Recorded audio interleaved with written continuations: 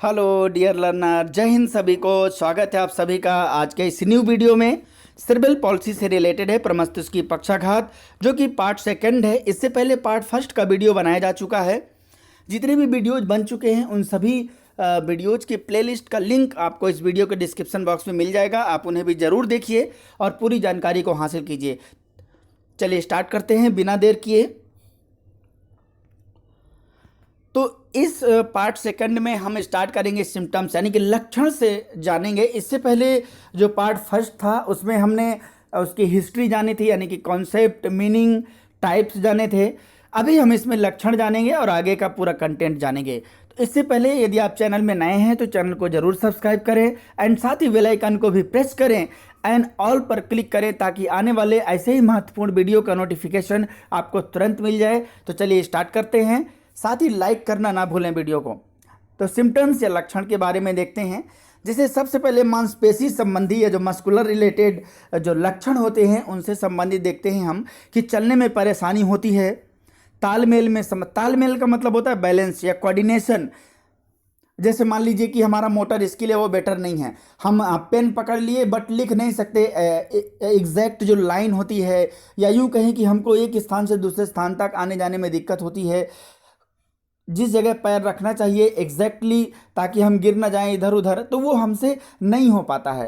साथ ही हमारा आई hand coordination better नहीं हो पाता है, क्योंकि हैंड हमारा अकॉर्डिंग टू फिट नहीं होता है बॉडी के, जो कंट्रोलिंग पावर ख़त्म हो जाता है जब हमारा सीपी हो जाता है किसी व्यक्ति को, इसीलिए ऐसा होता है। मांसपेशियों में जकड़न आ जाती है, मांसपेशियों का स्थायी रूप से छोटा होना हो जाता है, शारीरिक गतिविधियों में कठिनाई हो जाती है। इसके अलावा सामान्य से ज़्यादा सजगता, अनचाही हरकत यानी कि बस ऊट पटांग वाली, मांसपेशियों की ऐंठन हो जाती है, मांसपेशियों में कमजोरी आ जाती है, या शरीर के एक तरफ लकवा हो जाता है। अब ये सारी समस्याएं, ये सारे लक्षण हैं। इस तरीके से हम पहचान सकते हैं कि एक सीपी पर्सन यानी कि सेरेब्रल पॉलिसी से ग्रसित एक बच्चा या व्यक्ति है। अब हम विकास से संबंधित कुछ रिलेटेड टू डेवलपमेंट, जैसे कि धीमी वृद्धि। अब वृद्धि मतलब जैसे मांसपेशियां अच्छे से डेवलप नहीं हो पाती हैं, क्योंकि वो प्रॉब्लम हो जाता है उनमें। इसके अलावा उनमें कमजोरी आ जाती है जिसके कारण से डेवलप नहीं हो पाता है। बच्चे का देर से बोलना शुरू करना। बच्चे का देर से बोलना मतलब जब जन्म लेता है, बहुत सारे बच्चे होते हैं कि मान लीजिए शुरू में हो गया, किसी को जन्म लिया या कोई प्रॉब्लम हो गई, कुछ ऐसा प्रॉब्लम जो कि जन्म के बाद तुरंत हो गया। बहुत सारे इसके एग्जैक्ट कारण और सही का पता भी नहीं है, क्योंकि एक प्रकार से लाइलाज बीमारी जीवन पर्यंत चलती रहती है। हम थोड़ा सा स्थिति को सुधार सकते हैं, बट इसकी पूरी तरीके से सही करना बिल्कुल भी पॉसिबल नहीं है। अभी तक इतनी टेक्नोलॉजी नहीं हुई, लेकिन फिर भी रिसर्च चल रहे हैं इसमें। सीखने की कम क्षमता होती है या स्वास्थ्य गिरना होता है। देखिए होता क्या है कि जब व्यक्ति स्वस्थ होता है तो सीखने की इच्छा ऑटोमेटिक होती है, लेकिन व्यक्ति स्वस्थ नहीं होता, उसको जब थिंकिंग करता है कि मैं दूसरों से ऐसा हूँ या किस तरीके से मेरा मोटर स्किल काम नहीं कर रहा, तो उसे थोड़ा बहुत लगता है कि मैं सीख नहीं सकता, मैं सीख नहीं पा रहा हूँ। तो सीखने की कम क्षमता भी इसमें होती है, क्योंकि हम लोग जैसे कि सामान्य हैं, जो बच्चे वो आसानी से मूवमेंट कर लेते हैं, उनका कोऑर्डिनेशन बेटर हो जाता है, उनका बैलेंसिंग बेहतर हो जाता है, उनकी मांसपेशियां मजबूत होती हैं, तो वो हर चीज़ को कर लेते हैं। लेकिन ऐसे बच्चों में समस्याएं होती हैं। तो इसके कारण से हम इन लक्षणों से पहचान सकते हैं जो सिम्टम्स होते हैं। इसके अलावा आवाज़, साउंड, ठीक से बोल ना पाना या हकलाना या ऊंचा सुनना। जब हमारा बॉडी कंट्रोल बैलेंसिंग नहीं हो पाता है तो इनको स्पीच प्रॉब्लम भी हो जाती है बोलने में। बहुत सारे ऐसे बच्चे हैं जो इससे ग्रसित हैं। अन्य में कपकपी, कब्ज, दांत पीसना, दौरे पड़ना, निगलने में परेशानी, पैर उठाने में कठिनाई, लकवा, लार टपकना, ये सारी चीज़ें इसके अंतर्गत आती हैं। तो इससे रिलेटेड ये अन्य भी हैं। तो ये सारे लक्षण हैं, इनसे हम क्या करते हैं, पहचान सकते हैं। देखिए पहचानने के लिए हमेशा इन सब की ज़रूरत पड़ती है। लक्षणों से ही हम किसी की समस्या पहचानते हैं। डॉक्टर के पास जाते हैं तो वो देखता है कि इसके कौन कौन से लक्षण हैं, कितनी सीमा तक है। तो ये सारी चीज़ें हमारे लक्षण थे। सेरेब्रल पॉल्सी के सिम्टम्स बहुत सारे होते हैं, जो कि कॉग्निटिव भी होता है, स्टर्ड भी होता है स्पीच में, एंड स्लर्ड भी होता है, लैक ऑफ मसल्स कंट्रोल भी होता है, लैक ऑफ वॉवेल कंट्रोल भी होता है। तो ऐसे मतलब समस्याएं इनके साथ होती हैं, एक नहीं बल्कि बहुत सारी समस्याएं। जब व्यक्ति का बॉडी कंट्रोल ही हट जाता है, जब व्यक्ति का बैलेंस ही हट जाता है, कोऑर्डिनेशन ही हट जाता है, तो बहुत सारे एक्टिविटीज़ रुक जाती हैं, थम जाती हैं बिल्कुल, जिसकी वजह से वो पूरी तरीके से कंट्रोलिंग नहीं रहता, तो अनियंत्रित रहता है, कुछ भी करता है। अब देखिए प्रमस्तिष्कीय पक्षाघात के कारण, कॉजेज ऑफ सेरेब्रल पॉल्सी देखते हैं हम। सेरेब्रल पॉल्सी का सटीक कारण का पता नहीं है, किंतु बच्चों के जन्म से पहले मस्तिष्क के विकास में हो रहे रुकावट के कई कारण हो सकते हैं। यानी कि देखिए सेरेब्रल पॉल्सी का सटीक कारण नहीं है, क्योंकि ये एक ऐसी समस्या है कि एक नहीं बल्कि अगर किसी को सीपी हो जाता है तो उसका स्पीच प्रॉब्लम भी होगा, बैलेंसिंग प्रॉब्लम भी होगा, कोऑर्डिनेशन भी नहीं सही से कर पाएगा, मूवमेंट प्रॉब्लम भी होगा। इतनी सारी समस्याएं हो जाती हैं कि एक जैसा कारण का पता ही नहीं चल पाता है। लेकिन मस्तिष्क के विकास में या कुछ ऐसी समस्याएं जो इससे रिलेटेड होती हैं, रुकावट आ जाती हैं, तो वैसे कारण हो सकते हैं। बस एक अनुमान के तहत ये सारी चीज़ें बताते हैं, बट धीरे धीरे रिसर्चेस भी बहुत हो रही हैं। हो सकता है कि आगे चल कर के इसके एग्जैक्ट कारण का पता चल जाए। देखिए जैसे पहला है कि शिशु के मस्तिष्क में सूजन होना। जब बच्चा जन्म लेता है, बेबी जन्म लेता है, तो उस समय क्या होता है कि सूजन वगैरह हो जाती है मस्तिष्क में, ब्रेन में। इसके अलावा किसी दुर्घटना के कारण बच्चे के सिर पर गहरा चोट लग जाना, मान लीजिए कि बाद में कहीं से बच्चा गिर गया या कुछ भी हो गया, तो उसके कारण भी हमारे मस्तिष्क के किसी पक्ष में दिक्कत हो जाती है या चोट घात हो जाता है, स्ट्रोक यानी कि आघात हो जाता है, तो भी ऐसी समस्या हो जाती है। गर्भाशय में विकसित भ्रूण में संक्रमण होना, यानी कि जो infection in the developing foetus in the uterus, तो मतलब आप जानते हैं कि गर्भ में ही, तो इस तरीके की समस्या भी होती है जिसके कारण से सीपी हो सकता है। मस्तिष्क के विकास में परिवर्तन, चेंज इन ब्रेन डेवलपमेंट, एक सामान्य की तरीके से इनका डेवलपमेंट नहीं हो पाता है। जब चोट हो जाती है, आघात हो जाता है, तो जब व्यक्ति समस्या से ग्रसित हो जाता है, तो हमारा डिपेंड करता है कि हमारा एनवायरनमेंट भी कैसा है। मान लीजिए हम अपने आप को रखने की कोशिश भी करें, तो हमारा एनवायरनमेंट बहुत इफेक्ट डालता है। आजकल हमारे समाज में दिव्यांग बच्चों की इतनी अच्छी थिंकिंग नहीं है। कितना भी हम अभियान चला लें, कुछ भी कर लें, बट आज भी हम उसी स्थिति में जीते हैं, क्योंकि हम अपने आप को अपडेट नहीं करना चाहते। आज भी बहुत सारे ऐसे इलाके हैं जहाँ पर आप जाएंगे तो आपको पता चलेगा कि इनको तो ये भी नहीं पता कि दिव्यांग बच्चे पढ़ लिख सकते हैं। वो आज भी यही सोचते हैं कि पुराने जन्मों का पाप है। तो किसी को थोड़ा सा समस्या हो जाना भी समाज के लिए लगता है कि ये बोझ है।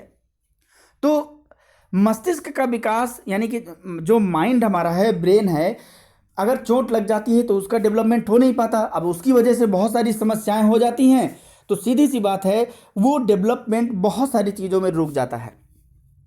ऑक्सीजन न मिलने के कारण मस्तिष्क में पक्षाघात हो सकता है, जैसा कि लिटिल महोदय ने बताया था कि ऑक्सीजन न मिलने के कारण भी, ऑक्सीजन की कमी से भी ये समस्या होती है। नेक्स्ट है शिशु में गंभीर बीमारियां होने के कारण सेरेब्रल पॉल्सी का जोखिम बढ़ सकता है। यानी कि कोई एक बहुत ही सीवियर कंडीशन है जिसमें हमने देखा था कि जो माइल्ड, मॉडरेट, सीवियर, जो भी कंडीशन थी, हमने देखा था कि किस तरीके से किस में क्या प्रॉब्लम होती है। नेक्स्ट है समय से पहले जन्मे बच्चों में से कुछ बच्चे सेरेब्रल पॉल्सी का जोखिम हो सकता है। यानी कि समय से पहले, जैसे मान लीजिए कि 9 महीने में जन्म लेना है, पता चले 7 ही महीने में हो गया, तो 7 महीने में होने से प्रॉब्लम हो ही जाएगा।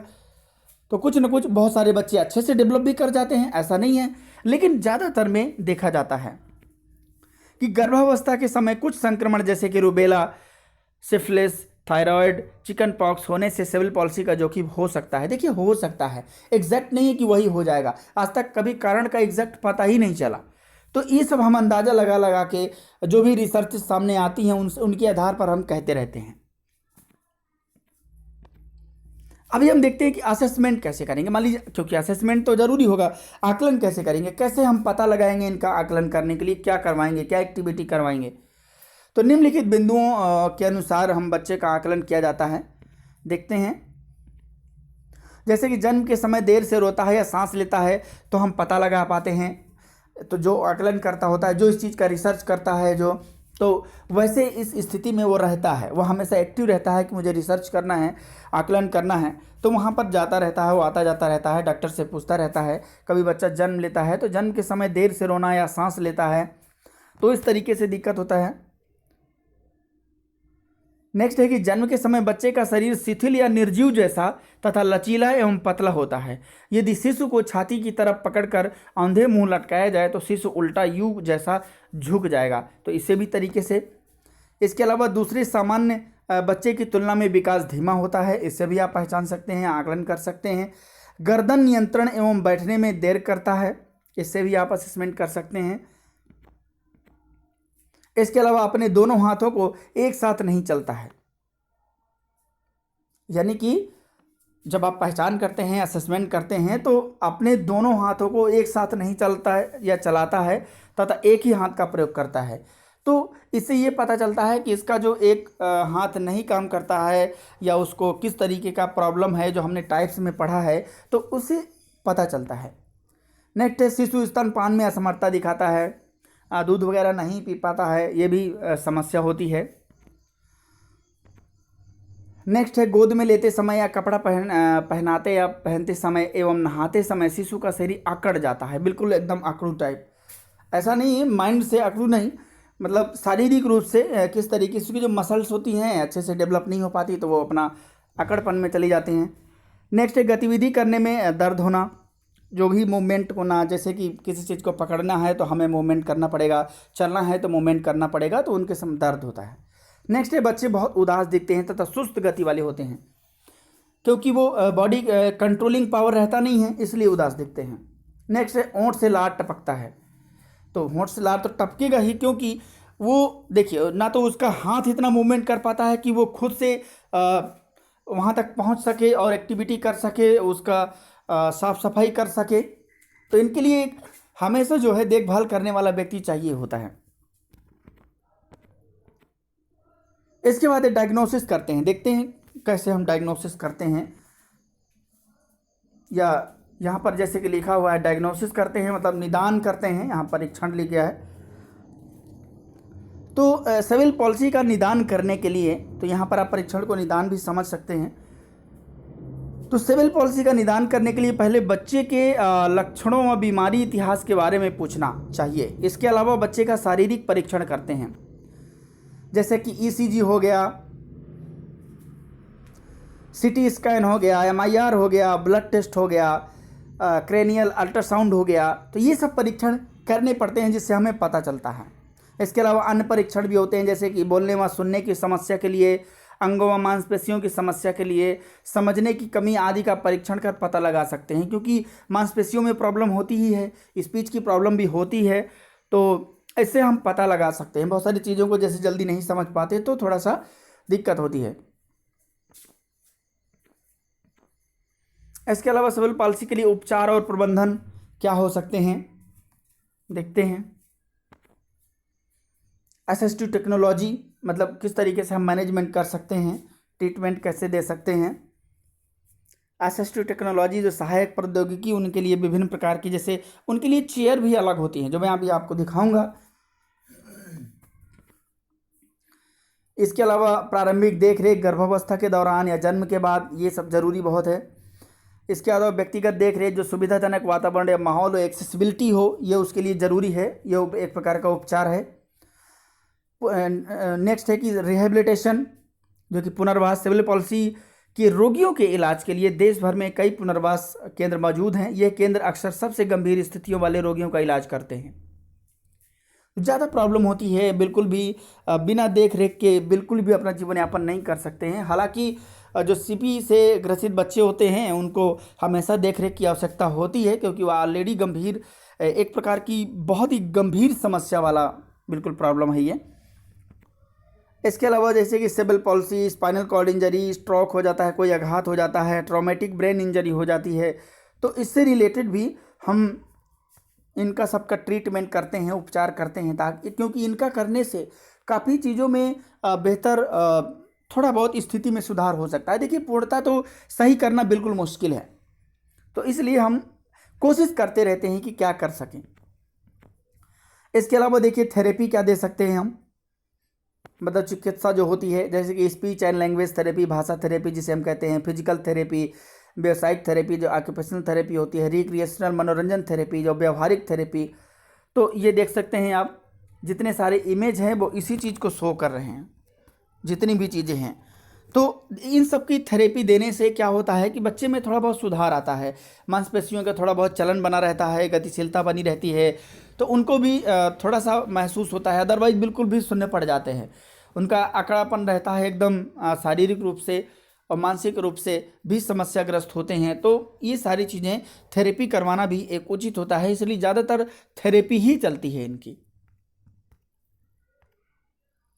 अभी असिस्टिव टेक्नोलॉजी देखिए कि सहायक प्रौद्योगिकी कौन कौन से हैं, या यूँ कहें कि सहायक तकनीकी कौन कौन से हैं, जिसमें जीवन शैली में सहायक उपकरण होते हैं कुछ, जो कि door handle, motorised lifts, motorise चालित जिसे लिफ्ट कहते हैं, शौचालय और स्नानाघर उचित स्थान और समर्थकों के साथ बनाया गया हो। इसके अलावा बात करने वाली किताबें, स्वचालित पेज टर्नर, विशेष कंप्यूटर सॉफ्टवेयर प्रोग्राम, कपड़ों पर बटन या जिपर के बजाय वेल्क्रो क्लोजर का उसे करना, लंबे हैंडल के साथ कंघी।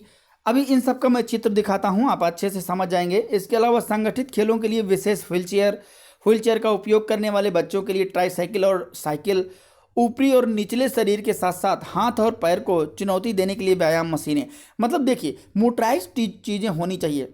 आप देख सकते हैं जो सहायक उपकरण है, इन सब में जो मैंने वो पढ़ा है आपको सारी चीज़ें मिल जाएंगी। ये देखिए, जैसे कि मान लीजिए टॉयलेट गया तो वहाँ पकड़ने के लिए होना चाहिए।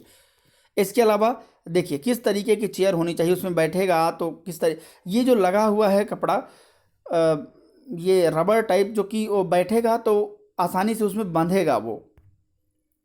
ये देखिए किस तरीके से इनके चलन के लिए कैसे इनको व्यवस्थित किया जाता है। दरवाज़ा देखिए खोलने के लिए किस तरीके से क्या क्या इनके लिए व्यवस्थाएं होती हैं, आप देख सकते हैं। किस तरीके की व्हीलचेयर ज़रूरत होती है इनको, एक अलग ही टाइप की व्हीलचेयर जो उसमें मूवमेंट होता है या ऑटोमेटिक होती है। इसके अलावा देखिए चलने के लिए किस तरीके से प्रयोग करते हैं टूल्स का।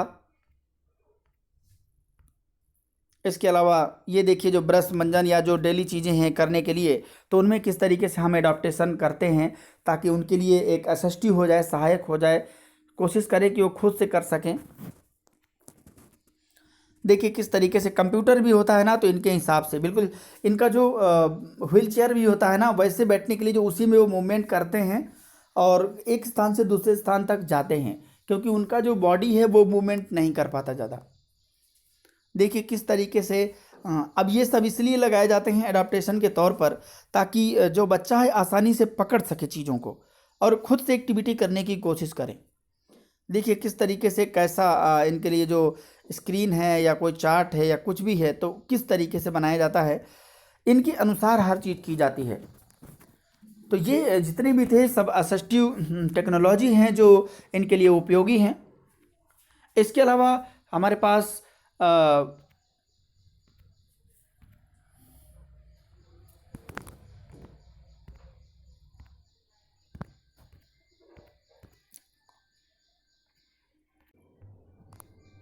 तो ये सारी चीज़ें हैं जो इनके लिए ज़रूरी हैं। और इसके अलावा भी बहुत सारे जो स्पेशलिस्ट होते हैं जो कि प्राइमरी देखभाल के लिए शारीरिक रूप से जो चिकित्सक होते हैं, जो बाल रोग विशेषज्ञ होते हैं।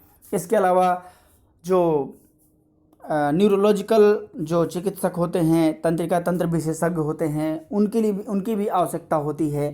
जो फिजियोथेरेपी देने के लिए होते हैं उनकी भी ज़रूरत होती है। जो ऑक्यूपेशनल थेरेपिस्ट होते हैं उनकी भी ज़रूरत होती है। तो ये सब के लिए इनको ज़रूरत होती है, तो वो सब स्पेशलिस्ट में आ जाते हैं। तो आई होप आपको वीडियो पसंद आया होगा, कमेंट करके ज़रूर बताएं। ये पार्ट 2 था। तब तक के लिए जय हिंद, मिलते हैं नेक्स्ट वीडियो में। अच्छा लगे तो शेयर ज़रूर कीजिए।